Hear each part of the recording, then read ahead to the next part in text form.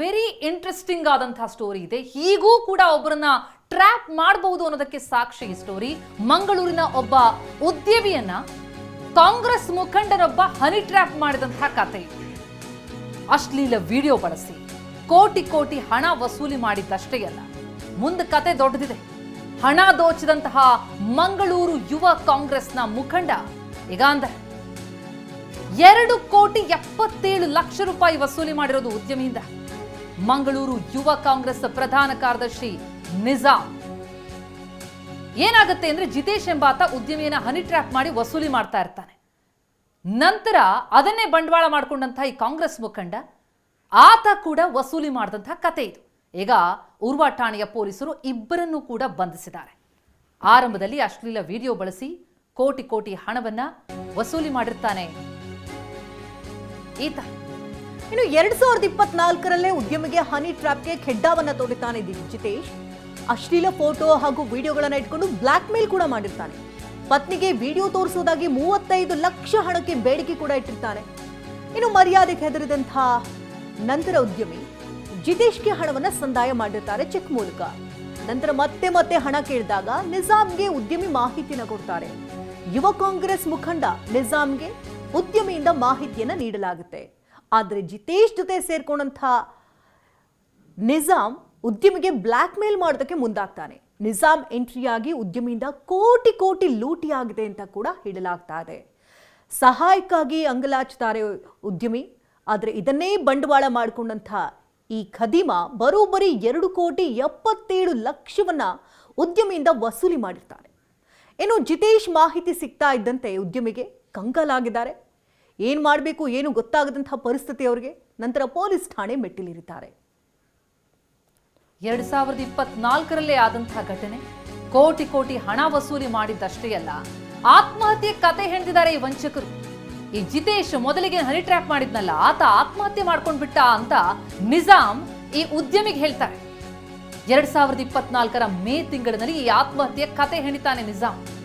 ಜಿತೇಶ್ ಆತ್ಮಹತ್ಯೆ ಮಾಡ್ಕೊಂಡ್ಬಿಟ್ಟ ಅಂತ ಉದ್ಯಮಿಗೆ ಹೇಳಿ ಡೆತ್ ನೋಟ್ ನಲ್ಲಿ ಉದ್ಯಮಿ ಹೆಸರು ಬರೆದಿಟ್ಟು ಈ ಆತ್ಮಹತ್ಯೆ ಮಾಡ್ಕೊಂಡಿದ್ದಾನೆ ಜಿತೇಶ್ ಅಂತ ಕತೆ ಕಟ್ತಾನೆ.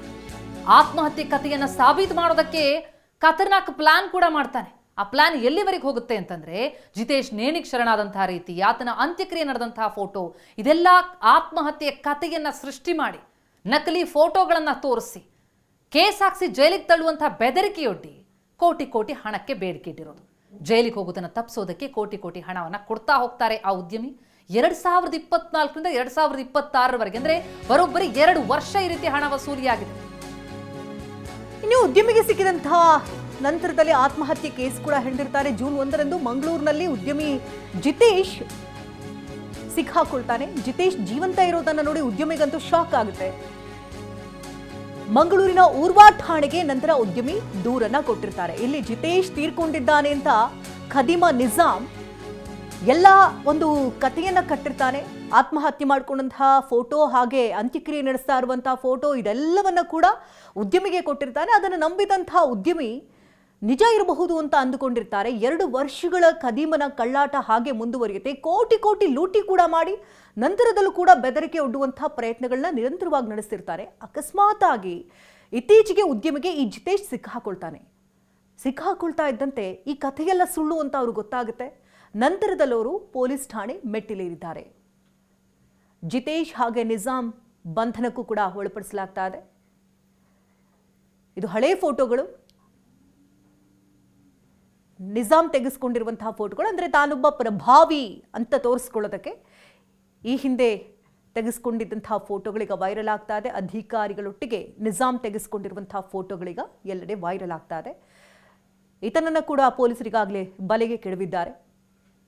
2024ರ ಮೇನಲ್ಲಿ ನಡೆದಂತಹ ಘಟನೆ 2 ವರ್ಷಗಳ ಬಳಿಕ ಈಗ ಬೆಳಕಿಗೆ ಬಂದಿದೆ.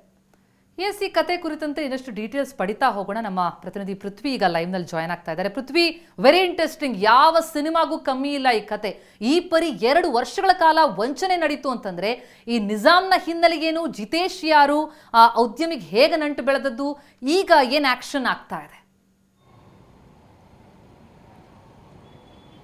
ಪ್ರತಿಮಾ, ಇಲ್ಲಿ 2 ವರ್ಷದಿಂದ ಈ ಹನಿ ಟ್ರ್ಯಾಪ್ ನಡೆದಿರುವಂಥದ್ದು. ಇಲ್ಲಿ ಪ್ರಮುಖವಾಗಿ ಈ ನಿಜಾಮ್ ಯಾರು ಅಂತ ನೋಡ್ತಾ ಹೋಗೋದಾದ್ರೆ ಏನು ದಕ್ಷಿಣ ಕನ್ನಡ ಜಿಲ್ಲೆ ಯೂತ್ ಕಾಂಗ್ರೆಸ್ನ ಪ್ರಧಾನ ಕಾರ್ಯದರ್ಶಿ ಹುದ್ದೆಯಲ್ಲಿರುವಂತಹ ಈ ನಿಜಾಮ್ ಏನು ಈ ಜಿತೇಶ್ ಇಬ್ರು ಕೂಡ ಪರಿಚಯಸ್ಥರಾಗಿರ್ತಾರೆ, ಒಂದೇ ರೂಮ್ನಲ್ಲಿ ಇರ್ತಾರೆ ಅನ್ನೋ ಮಾಹಿತಿ ಕೂಡ ಇರುವಂಥದ್ದು. ಆ ಸಂದರ್ಭದಲ್ಲಿ ಜಿತೇಶ್ ಹತ್ರ ಈ ರೀತಿ ವಿಡಿಯೋ ಇರುವಂಥದ್ದು ಮತ್ತು ಜಿತೇಶ್ 35 ಲಕ್ಷಕ್ಕೆ ಬೇಡಿಕೆ ಇಟ್ಟಿರುವಂಥ ವಿಚಾರ ನಿಜಾಮ್ಗೆ ಗೊತ್ತಾಗುತ್ತೆ. ಸೊ ಅದನ್ನು ಇವನು ಆ ಟ್ರಂಪ್ ಕಾರ್ಡ್ ಆಗಿ ಯೂಸ್ ಮಾಡ್ಕೊಂಡು ಸೊ ಆ ಉದ್ಯಮಿಯನ್ನು ಅಪ್ರೋಚ್ ಮಾಡ್ತಾರೆ. ಉದ್ಯಮಿಯನ್ನು ಅಪ್ರೋಚ್ ಮಾಡಿ ತಾನೊಬ್ಬ ಪ್ರಭಾವಿ, ಅಂದರೆ ಆತ ಏನು ನೋಡ್ಬೋದಾಗಿದೆ ರಾಜ್ಯ ಸರ್ಕಾರದ ಅಂದರೆ CM ಜೊತೆ DCM ಜೊತೆ ಆಗಿನ ಸಂದರ್ಭದಲ್ಲಿ ಇದ್ದಂಥ CM DCMಗಳು ಮತ್ತು ಪ್ರಭಾವಿ ನಾಯಕರುಗಳು ಅಧಿಕಾರಿಗಳು ಎಲ್ಲರ ಜೊತೆ ಫೋಟೋ ತೆಗೆಸ್ಕೊಂಡಿರ್ತಾನೆ.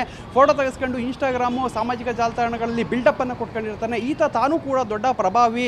ಸೊ ಡಿಪಾರ್ಟ್ಮೆಂಟ್ ಮತ್ತು ಪಾಲಿಟಿಕ್ಸ್ ಕೂಡ ನನಗೆ ತುಂಬ ಚೆನ್ನಾಗಿ ನಂಟಿದೆ. ಸೊ ಅದರಿಂದಾಗಿ ನಾ ಕೇಳುವಷ್ಟು ಹಣ ಕೊಡಬೇಕು ಅಂತ ಹೇಳಿ ಆತನಿಗೆ ಬೆದರಿಕೆಯನ್ನು ಹಾಕ್ತಾರೆ. ಬೆದರಿಕೆಯನ್ನು ಹಾಕಿ ಬರೋಬ್ಬರಿ 2,77 ಲಕ್ಷ ರೂಪಾಯಿ ಹಣವನ್ನು ಆತನಿಂದ ವಸೂಲಿ ಮಾಡ್ತಾರೆ. ಸೊ ವಸೂಲಿ ಮಾಡಿ ಅದಾದ ನಂತರವೂ ಕೂಡ ಬೇರೆ ಬೇರೆ ಕಥೆಯನ್ನು ಕಟ್ತಾರೆ. ಅಂದರೆ ಏನು ಜಿತೇಶ್ ಮತ್ತು ಆ ಉದ್ಯಮಿ ಇಬ್ಬರು ಇರುವಂತಹ ಖಾಸಗಿ ವಿಡಿಯೋಗಳನ್ನು ಆತನ ಪತ್ತಿಗೆ ತೋರಿಸ್ತೀವಿ ಅಂತ ಹೆದರಿಸ್ತಾರೆ. ಅದಾದ ಬಳಿಕ ಆತನಿಂದ ಪದೇ ಪದೇ ಹಣವನ್ನು ಪಡ್ಕೊಳ್ತಾರೆ. ಸೊ ಫೈನಲ್ ಆಗಿ ಜಿತೇಶ್ ಆತ್ಮಹತ್ಯೆ ಮಾಡಿಕೊಂಡ, ಆತ ನೇಣಿಗೆ ಶರಣಾಗಿದ್ದಾನೆ ಅಂತೇಳಿ ಅಂತ್ಯ ಸಂಸ್ಕಾರದ ಫೋಟೋವನ್ನು ಕೂಡ ಕ್ರಿಯೇಟ್ ಮಾಡ್ತಾರೆ. ಆ ಫೋಟೋಗಳನ್ನು ಕೂಡ ಅಲ್ಲಿಗೆ ಆತನಿಗೆ ಕಳಿಸಿ ಆತ ಸತ್ತೋದ ಡೆತ್ ನೋಟ್ ಅಲ್ಲಿ ನಿಮ್ಮ ಹೆಸರಿದೆ, ಸೊ ನಿಮ್ಮ ಹೆಸರು ಸಂಪರ್ಕದಲ್ಲಿ ಇನ್ನಷ್ಟು ಡೀಟೇಲ್ಸ್ ಪಡಿತಾ ಹೋಗ್ತೀನಿ.